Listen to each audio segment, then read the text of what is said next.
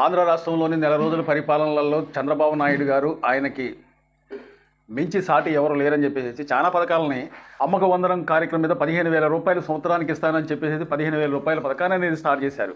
అదేవిధంగా పెన్షన్లు ఒక్కొక్క పెన్షన్దారుడికి 4,000 రూపాయలు అని చెప్పి 3 నెలలకు కూడా ఒక్కొక్క నెలకి 1,000 రూపాయలు ఇస్తానని చెప్పేసి మొత్తం మీద 7,000 రూపాయల పెన్షన్ అనేది అందజేశారు. అదేవిధంగా ఫ్రీ ఇసుక అనేది స్టార్ట్ చేశారు. అదేవిధంగా ఇప్పుడు తెలిసేది ఏంటంటే కొత్తగా ఆర్టీసీ బస్సులో మహిళలకు ఉచితంగా ప్రయాణం అనేది ఇంకో పథకాన్ని స్టార్ట్ చేయబోతున్నారు. అది ఆగస్టు 15వ తారీఖు కాల నుంచి స్టార్ట్ అయ్యిద్దని చెప్పేసి వార్తలు వస్తున్నాయి.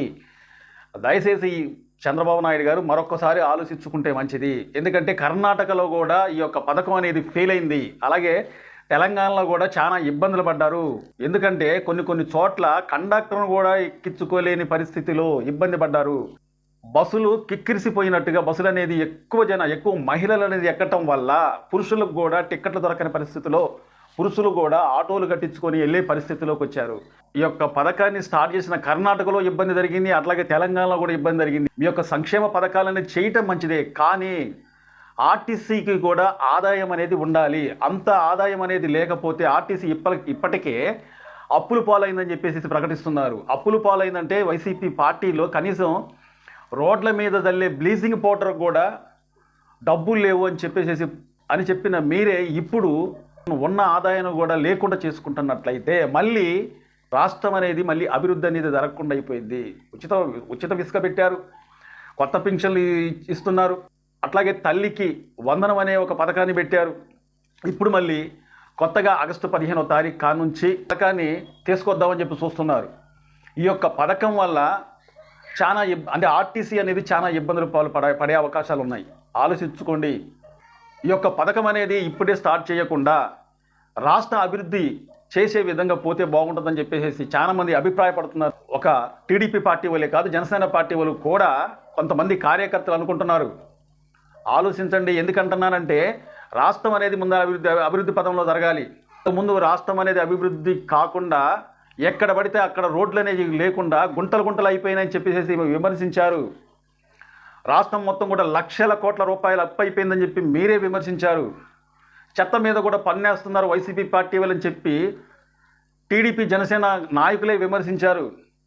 ఇప్పుడు మళ్ళీ కూడా మీరు అభివృద్ధి అనేది సంక్షేమ పథకాల కోసమే మీరు చూస్తున్నట్లయితే రాష్ట్రం మొత్తం కూడా మళ్ళీ అభివృద్ధి అనేది కుంటిపడే అవకాశాలు ఉన్నాయి. మీరు చెయ్యండి, వద్దనంటా లేదు. కానీ కొద్దిగా ఒక 4 సంవత్సరాలు 3 సంవత్సరాలు గ్యాప్ ఇచ్చిన తర్వాత ముందల రాష్ట్రం మొత్తం కూడా ఒక గాడిలో పడిన తర్వాత రాష్ట్రానికి కంపెనీలు తెప్పించండి, నిరుద్యోగులకి ముందల ఉద్యోగాలు కల్పించండి, చదువుకున్న పిల్లలకి ఉద్యోగాలు కావాలి. అలాగే చదువుకున్న పిల్లలు చాలామంది కూడా చదువుకోవటానికి అంత ఫీజులు కట్టలేని పరిస్థితిలో ఉన్నారు. కాబట్టి అసంటి కార్యక్రమాలు చూడండి. రాష్ట్రంలో రోడ్లు లేవని చెప్పారు. గుంటలు వచ్చేది వర్షాకాలం. ఎక్కడ పోయినా కానీ వర్షాలకు వాహనాలు కింద పడిపోయి దెబ్బలు తగిలి యాక్సిడెంట్ అయ్యే పరిస్థితిలో రాష్ట్ర రోడ్లనే ఉన్నాయని చెప్పి మీరే చెప్పారు. కాబట్టి రోడ్లని అభివృద్ధి చేయండి. పవన్ కళ్యాణ్ గారు ట్రాక్టర్లతో మట్టి తీసుకొచ్చి గుంటలు మొత్తం పూడ్చారు. ఇప్పుడు అసంటి కార్యక్రమాలు ఏమైనా ఉంటే ముందాల రాష్ట్రంలో ఉన్న రోడ్లు ఎక్కడైతే పాడైపోయి ఇబ్బందిగా ఉన్నాయో అసంటి రోడ్లను బాగు చేయండి. చదువుకున్న పిల్లలకు ఉద్యోగాలు కల్పించండి. మహిళలకు ఇవ్వండి, మహిళలకు ఉచిత ప్రయాణం ఇవ్వండి. కానీ మరీ ఉచితం కాకుండా, ఉచితం అంటే ఇక ఆర్టీసీ నుంచి ఆదాయం ఏమొస్తుంది? మగవాళ్ళు ఎక్కితే తప్ప ఆడవాళ్ళ నుంచి ₹1 బిల్ల కూడా రాదు. తెలంగాణలో అదే పథకం పెట్టిన తర్వాత చాలా రూమర్స్ వచ్చినాయి.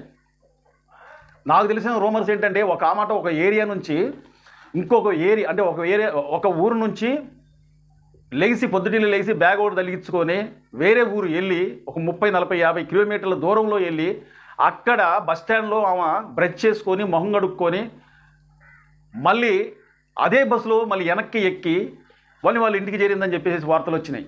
కొంతమంది మహిళలు ఎక్కటానికి కూడా ప్లేస్ లేకుండా గొడవ పెట్టుకొని కొట్టుకొని ఉన్న వీడియోలు కూడా మనం చూసాం. కండక్టర్ను కూడా బయటికి లాగేసేసి కండక్టర్ మీద గొడవ పెట్టుకున్న వీడియోలు కూడా మనం చూసాం. వార్తలు కూడా వచ్చినాయి. అట్లాగే మగవాళ్ళు కనీసం మగవాళ్ళు ఎక్కలేని పరిస్థితుల్లో కొన్నారు. మెయిన్ ఏంటంటే ఆటో వాళ్ళకు కూడా చాలా ఇబ్బందులు జరిగినాయి. ఆటో వాళ్ళు కేవలం వాళ్ళు బ్రతికేది ఆటో మీదే సంపాదించుకోవాలి. పొద్దాక కష్టపడితే ఒళ్ళు హూనం చేసుకొని కష్టపడితే ఆ ఆటో డ్రైవర్కు ఒక 600 నుంచి 700 లోపే రావచ్చు. ఇప్పుడు డీజిల్ రేట్లు పెరిగినాయి, పెట్రోల్ రేట్లు పెరిగినాయి, గ్యాస్ రేట్లు పెరిగినాయి. ఈ పెట్రోల్ డీజిల్ ఖర్చులు పోను వాళ్ళకి ఇంటికి చేరాలంటే ఒక 500-600 రూపాయలు వచ్చాయి. ఆ 500-600 రూపాయలతోనే వాళ్ళు ఇద్దరు పిల్లల్ని, భార్యాభర్తల్ని, తల్లిదండ్రులను కూడా చూసుకునే పరిస్థితి. అద్దె ఇంట్లో ఉన్న వాళ్ళకైతే మహాదారుణం. ఒకసారి అర్థం చేసుకోండి. అంత దారుణమైన పరిస్థితుల్లో ఉన్న ఆటో వాళ్ళకి చాలా ఇబ్బందులు పాలైపోయారు వాళ్ళు. సిటీలలో ఆటో వాళ్ళు, హైదరాబాద్ సిటీలలో ఆటో వాళ్ళు కూడా చాలా ఇబ్బందులు పాలైపోయి వాళ్ళ గోడనేది టీవీ వాళ్ళకు చెప్పుకొని బాధపడ్డారు. అసంటి పరిస్థితి అనేది ఆంధ్రాలో కూడా, కర్ణాటకలో ఇబ్బంది అయింది, తెలంగాణలో ఇబ్బంది అయింది. ఈ యొక్క పథకం అనేది కర్ణాటకలో ఫెయిల్ అయింది. కాబట్టి ఒక్కసారి ఆలోచించుకోండి. ఓకే, ఉచిత ప్రయాణం కాకుండా మహిళలకు వృద్ధుల వరకు ఉచితం ఇచ్చి, వృద్ధాప్యంలో ఉన్న, అది ఆడవాళ్ళే కావచ్చు, వృద్ధాప్యంలో ఉన్న మగవాళ్ళే కావచ్చు, వృద్ధుల వరకు ఉచితంగా ఇవ్వండి. మహిళలకు మరీ ఉచితం కాకుండా, ఇప్పుడు సపోజ్ చెప్తున్నా, ఒక 50 కిలోమీటర్ల దూరంలో ఒక మహిళ వెళ్ళాలి. 50 కిలోమీటర్ల దూరంలో ఒక మహిళ వెళ్ళేటప్పుడు కనీసం ఒక 40 రూపాయలు ఛార్జీ ఉంటుంది అనుకోండి, ఒక 20 రూపాయలు తీసుకోండి. అలాగా గర్భిణీ స్త్రీలు ఉంటారు, అవసరమైతే వాళ్ళకు ఉచితంగా ఎక్కియండి. అంతేగాని మొత్తం ఉచితం అనేది పెడితే, ఇప్పటికే ఆర్టీసీ బస్ అనేది అప్పుల పాలైందని చెప్పేసి ఎన్నోసార్లు వార్తలు వచ్చాయి. ఇప్పుడు నేననే మాట కాదు, చాలామంది అనుకునే మాట ఏంటంటే, అంటే ఇంతకుముందు తెలంగాణలో కూడా చాలా ఇబ్బంది జరిగింది కాబట్టి ఇప్పుడైతే సర్దుమణిగింది, కానీ వాళ్ళ కష్టాలు అనేది పోలేదు, ఆటో వాళ్ళ కష్టాలు.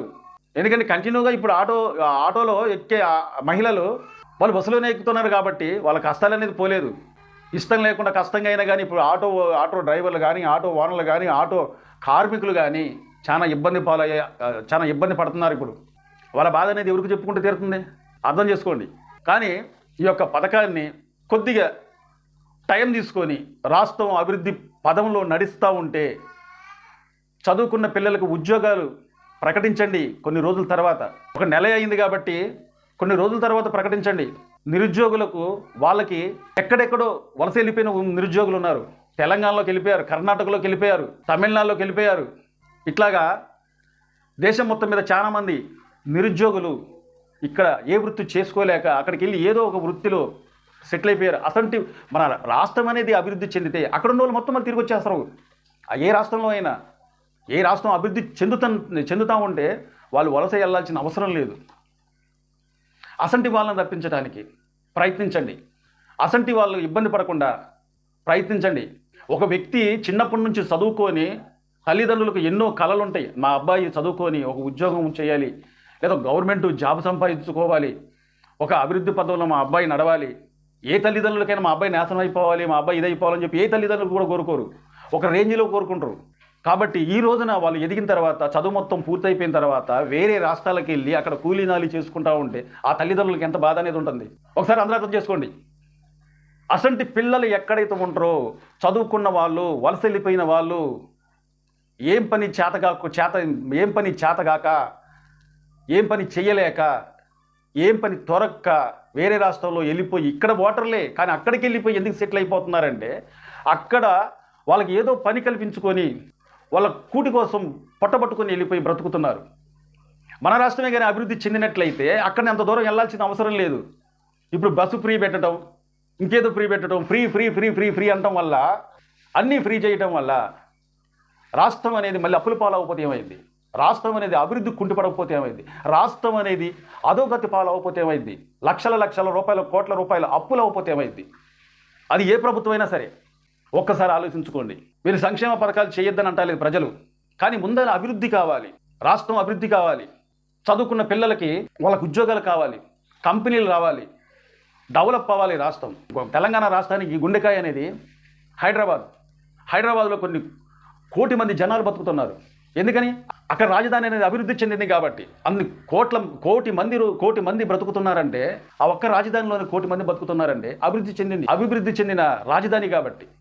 ఆ విధంగా ఆంధ్రాని సృష్టించుకోండి, ఆ విధంగా కంపెనీలు తెప్పించుకోండి, ఆ విధంగా చదువుకున్న పిల్లలకు జాబులు రప్పించేటట్టు చేయి. కానీ ఉచితం అని ఊదరగొట్టి మొత్తం ఉచితం చేసి పారేశారంటే మళ్ళీ రాష్ట్రం అనేది అధోగతి పాలవక తప్పదు, అప్పులు పాలవక తప్పదు, ఇబ్బందులు పడక తప్పదు. చెయ్యండి. కానీ వృద్ధులకు, వికలాంగులకు ఫ్రీ పెట్టండి. గర్భిణీ స్త్రీలకు ఉంటే వాళ్ళకు ఫ్రీ బస్సు పెట్టండి. అంతేగాని అందరూ మహిళలకు ఉచితం పెడితే మహిళలకు ఉచితం పెట్టండి, కానీ గ్యాప్ తీసుకొని పెట్టండి. ఒక 3-4 సంవత్సరాల తర్వాత గ్యాప్ తీసుకొని అప్పటికైనా ఒక 50 రూపాయల టికెట్ అయిన 50 రూపాయలు ఛార్జ్ అయితే దానికి ఒక 30 రూపాయలు 20 రూపాయలు తీసుకోండి. హామీ ఇచ్చాం కదా చేసేద్దామని చెప్పి చూస్తే మళ్ళీ రాష్ట్రం అనేది అభివృద్ధి కాదు కదా అప్పుల పాలైపోయింది. అర్థం చేసుకోండి. ప్రతి ఒక్కరు కూడా ఈ వీడియో చూస్తున్న ప్రతి ఒక్కరు కూడా కామెంట్ చేయండి, నేను అన్నమాట కరెక్టా కాదా, ఈ ఉచిత బస్సు పెట్టడం వల్ల కర్ణాటకలో ఫెయిల్ అయిందా లేదా, అందరికీ తెలిసిన విషయమే. తెలంగాణలో కొంతవరకు ఇబ్బంది పడ్డరా లేదా, ఆటో వాళ్ళకి వాళ్ళ కుటుంబ భారాన్ని మోయడానికి ఇబ్బంది అవుతుందా లేదా ఆలోచించుకోండి. సరే ఫ్రీ బస్సు పెడతారు, వాళ్ళ పరిస్థితి ఏంటి, ఆటో వాళ్ళ పరిస్థితి ఏంటి, వాళ్ళకి ఏం న్యాయం చూపిస్తారు? ఆర్టీసీ అప్పుల పాలైతే, ఆదాయం లేకపోతే, రాష్ట్రానికి ఆదాయం లేకపోతే మళ్ళీ ఏం చేయాల్సి వచ్చింది? అప్పులే చేయాల్సి వచ్చింది. అప్పులు చేసి సంక్షేమ పథకాలు చూసుకోవాలి, రాష్ట్ర అభివృద్ధి చూసుకోవాలి. మనకి ఇప్పుడు రాష్ట్రానికి ఏం కావాలయ్యా అంటే రాజధాని కావాలి, రాజధాని అభివృద్ధి చేయాలి.